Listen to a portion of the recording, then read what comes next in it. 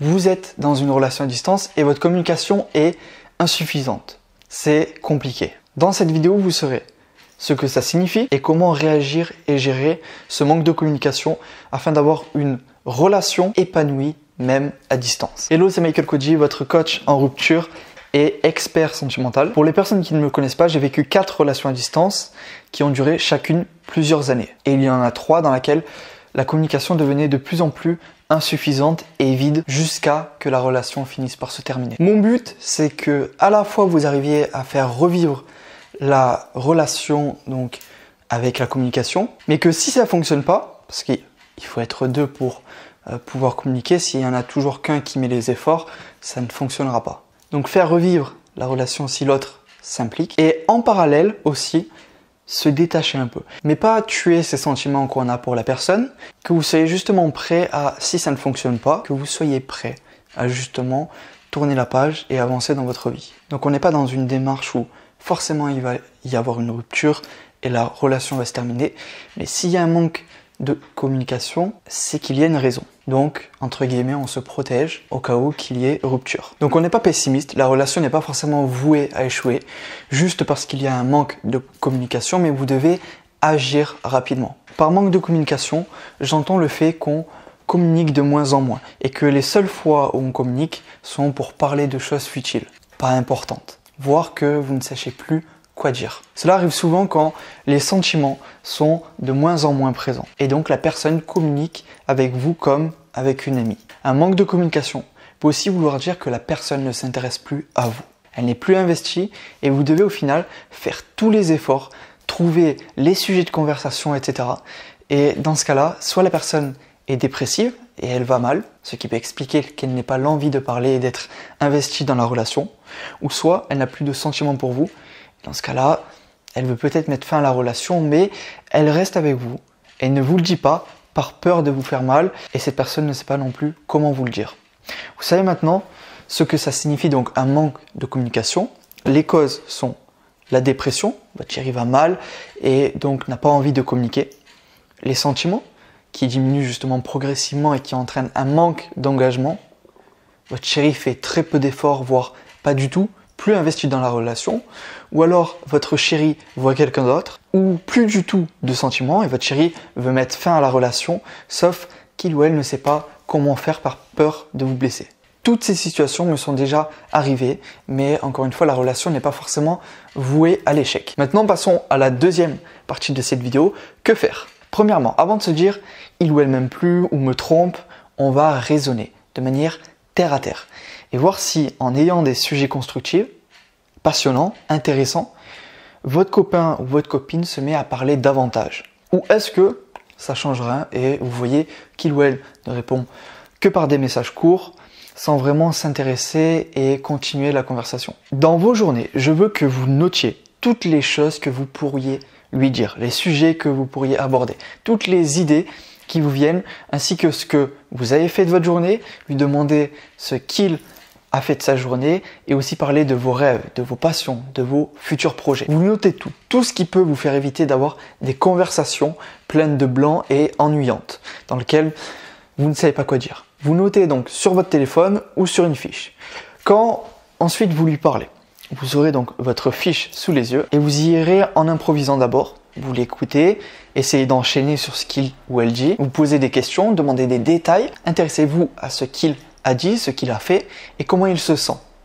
Et ensuite, dès que vous ne savez plus quoi dire, à ce moment-là, vous jetez un œil à votre fiche discrètement et abordez les sujets que vous avez écrits afin d'avoir des conversations constructives, intéressantes et de créer une dynamique entre vous, autrement dit un bon feeling. Là, on est d'accord que dans cette stratégie, vous faites tous les efforts presque.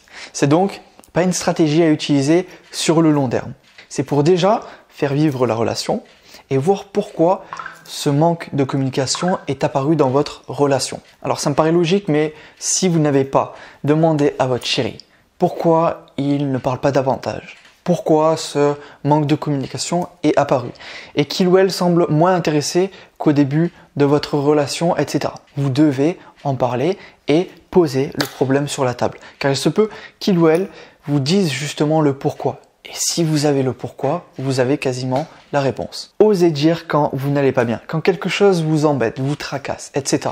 Vous êtes dans une relation de couple, vous avancez ensemble et vouloir se montrer que quand tout va bien, c'est bien une erreur qui fera que votre relation restera plate et superficielle. Pour mieux communiquer et avoir de meilleures conversations, vous devez vous confier. C'est un comportement qu'ont tous les couples qui durent depuis des années. Et d'ailleurs, ça m'a coûté une relation de justement me montrer qu'à mon meilleur.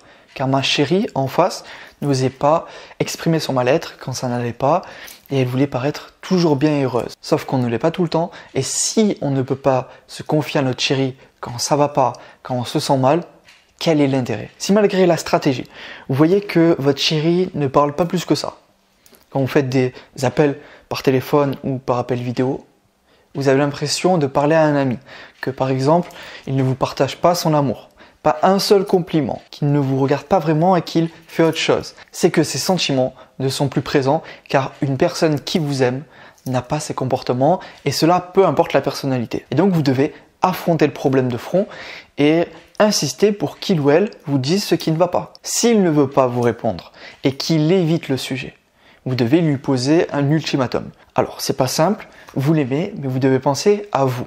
Et actuellement, ce manque de communication détruit la relation, mais également votre bonheur. Posez-lui un ultimatum pour le ou la bouger un peu, car pour vous, c'est important. Et ça devrait l'être pour votre chéri aussi, s'il veut que votre relation soit heureuse et tienne sur la durée. C'est soit il agit et fait des efforts pour votre relation, soit ça sera terminé. S'il vous aime et qu'il veut que votre relation soit épanouie, il se bougera et vous verrez des efforts de sa part. Sinon, c'est qu'il ne veut pas de cette relation et du coup, il vous le dira. Par contre, si vous voyez qu'en utilisant la stratégie, qui consiste, je le répète, à noter donc les sujets et idées pour avoir des conversations constructives et intéressantes. Si vous voyez que votre chéri parle, vous pose des questions, communique vraiment et que vous n'êtes pas là à toujours donner le sujet, tenir la corde. À ce moment-là, vous avez moins à vous inquiéter. Que faire?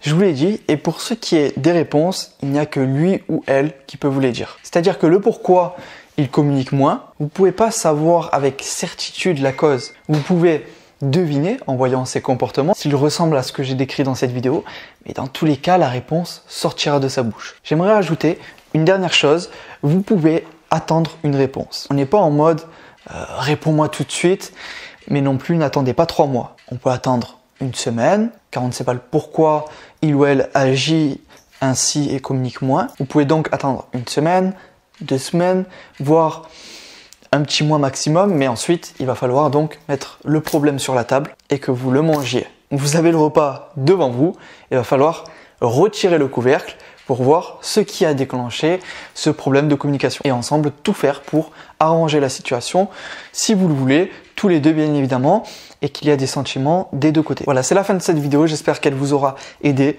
Si c'est le cas, mettez un like en dessous de cette vidéo et laissez-moi un commentaire, je vous lis tous avec grand plaisir à chaque fois. Si vous souhaitez maintenant prendre un coaching avec moi, vous avez tout de suite accès donc en cliquant sur la petite fiche qui s'affiche juste maintenant et sur le premier lien dans la description à un bilan personnalisé gratuit. Qu'est-ce que c'est? C'est un petit questionnaire avec des questions simples qui va me permettre moi de savoir vos besoins, vos envies, vos objectifs, etc. dans votre vie sentimentale. Et ainsi, je vais pouvoir du coup vous apporter les réponses à vos questions ainsi que la solution qui vous correspond par rapport à votre situation sur mesure. Si ça vous intéresse, on se retrouve de l'autre côté et je vous dis à tout de suite.